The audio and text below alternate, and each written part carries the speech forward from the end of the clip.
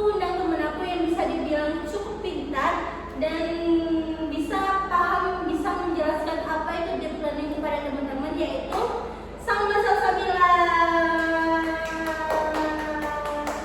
Oke, Salma. Halo Octavia. Halo juga untuk semua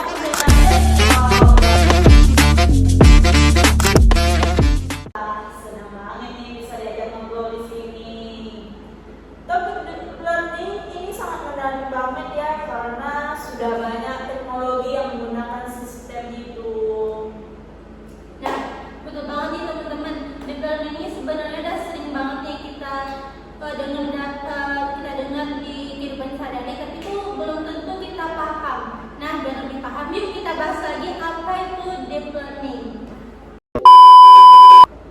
Oke, kita langsung aja nih ya Salma. Apa sih itu yang dimaksud dengan deep learning itu? Wah, ini pertanyaan yang sangat bagus sekali nih. Jadi gini, deep learning itu adalah bagian dari kecerdasan buatan atau yang sering kita sebut, sering kita dengar, yaitu AI, yang bisa membuat komputer itu bisa bekerja sendiri dari pengalamannya. Kalau kita ibaratkan machine learning, itu seperti anak-anak yang yang harus kita ajarkan satu persatu. Sedangkan kalau deep learning itu seperti anak remaja yang bisa mikir sendiri karena banyak mencoba hal baru. Dia belajar dari namanya sistem jaringan tiruan. Sistem jaringan tiruan ini bekerja dengan cara otak manusia. Dia bekerja melihat cara otak manusia. Jadi sistem ini bekerja dari pengalaman sebelumnya. Wah, keren banget ya ternyata. Ternyata deep learning ini sistemnya tuh kayak belajar yang mandiri gitu ya Salma ya. Wah, benar banget. Kalau kita kasih ribuan foto kucing, dia akan tahu bahwa itu kucing. Yang mana yang bukan kucing, yang mana yang kucing, dia akan tahu. Padahal kita nggak ngasih tahu ini kuping kucing, ini ekor kucing, tapi dia belajar dari pola-pola yang kita kasih itu. Jadi makanya disebut deep learning karena dia belajar berlapis-lapis dan mendalam.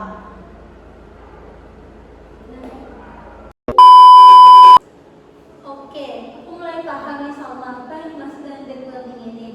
Nah, tapi kalau dalam kehidupan sehari-hari kita nih, deep learning ini sering munculnya di mana aja nih Salma?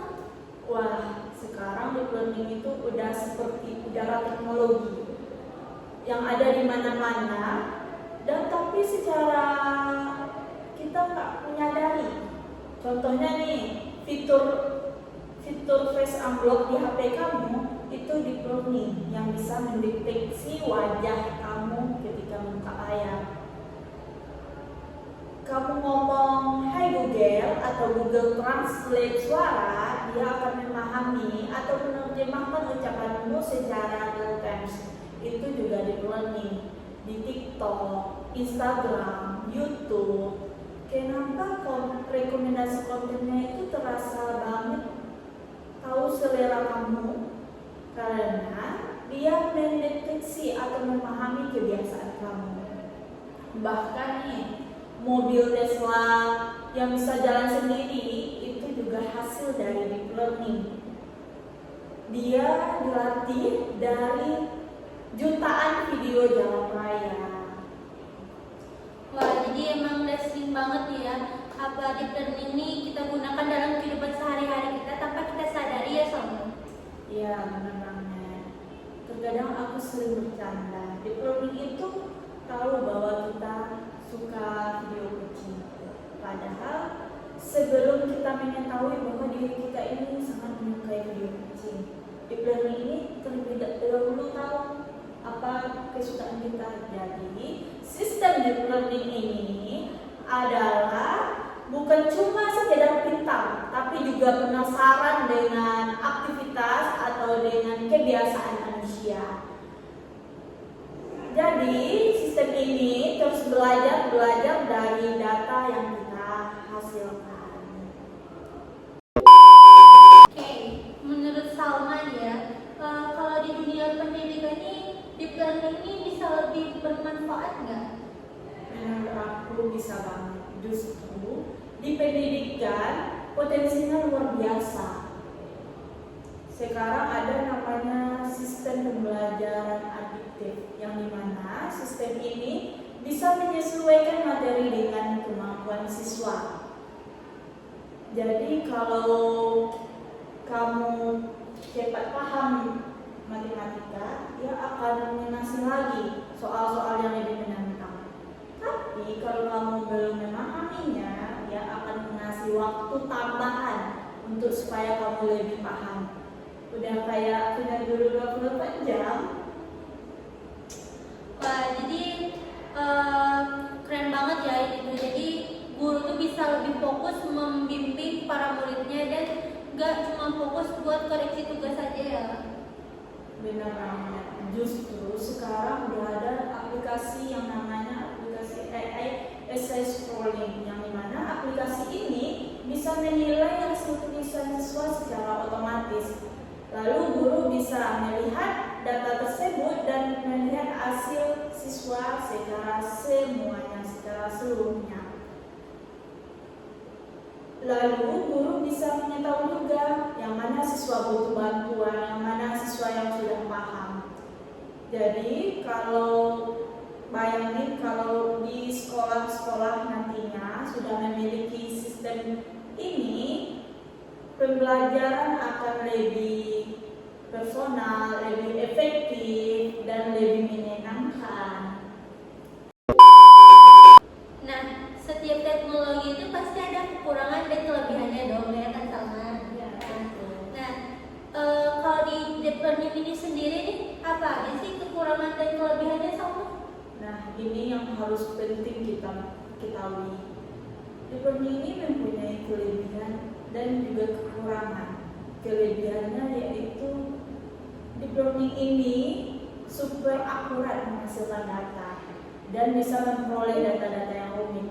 Misalnya, kanker bisa dideteksi dengan foto röntgen dan dia bisa mengetahui hal-hal terkecil yang ada di dalamnya, seperti dokter lewat kan. Dibanding adanya kelebihan, tentu adanya kekurangan. Kekurangan deep learning ini yang pertama, membutuhkan data yang super banyak atau beribu-ribu, berjuta-juta contoh. Yang kedua, deep learning ini membutuhkan laptop yang super kuat banget, bukan laptop standar kita. Yang ketiga yaitu deep learning ini membutuhkan waktu belajar lama, bisa berhari-hari, berminggu-minggu. Dan yang terakhir yaitu membutuhkan biaya yang cukup besar. Jadi memang kekurangannya itu ke biaya ya Salma ya. Jadi untuk menyiapkan sistem-sistem itu harus membutuhkan biaya yang cukup besar ya Salma ya. Iya, kekurangannya ya biaya. Tapi ada kabar baiknya nih. Teknologi ini lama-kelamaan semakin canggih. Teknologi ini akan semakin canggih. Jadi biaya komputer itu lama-kelamaan akan menurun karena teknologi yang terus lebih canggih, biayanya turun. Jadi sistem ini bisa digunakan di pendidikan di Indonesia, bisa disebarluaskan di pendidikan di Indonesia. Nah, kalau ngomongin masa depan nih, menurut Salma nih, deep learning ini ke depannya bakal kayak gimana?